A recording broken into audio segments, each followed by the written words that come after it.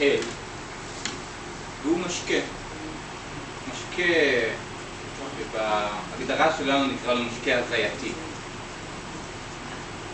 משקה שמקרב אל האלים, ומי ששותה אותו בזמן הפולחן מתקרב אל האלים, מגיע אל עולם האלים, האלים יורדים אליו, תלוי במזמור שנבחר.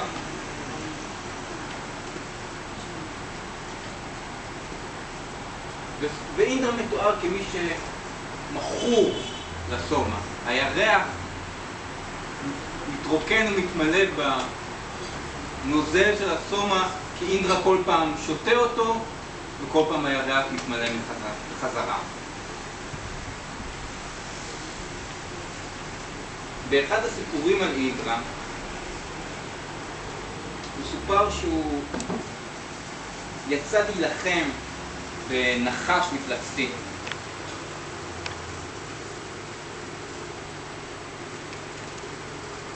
הנחש בלע את האורות ואת המים. כלומר, הוא לקח את החיים, את מה שנותן חיים לעולם.